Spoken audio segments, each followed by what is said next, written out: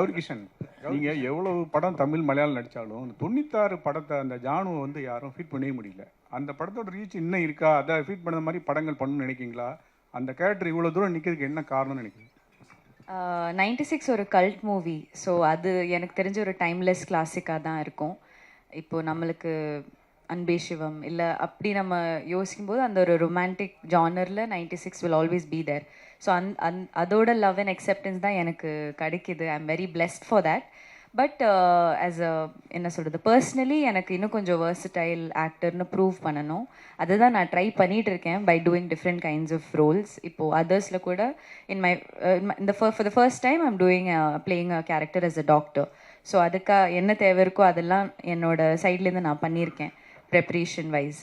So I think with time இந்த மாதிரி 96 மாதிரி ஒரு படம் எப்போவுமே வந்தால் அதோட என்ன how special it is will come down. So I am waiting for the next one. இது I am already very blessed. அப்போது நான் சொல்கிற மாதிரி ஆசைப்படலாம், பேராசைப்படக்கூடாது. ஸோ ஐ வில் அடுத்தது என்ன, அது என்னோட ஒர்க்கில் I am letting my work speak for it self சொல்கிறேன். இல்லை, எனக்குமே நான் ஒரு நியூ கமர் தானா இப்போவும் நான் நம்புகிறேன். ஸோ எனக்கு அந்த ஒரு தாட்டே போகாது. as long as talent is there, அந்த மாதிரி it's all about timing. So இதுதான் இவரோட டைமிங். எனக்கு பண்ண முடிஞ்சது is to support new talents.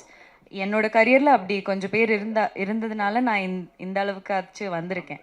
So I will always continue to support. எனக்கு டெபியூ டைரக்டர்ஸ்னு கூட 96 கூட டெபியூ டைரக்டர் தான்.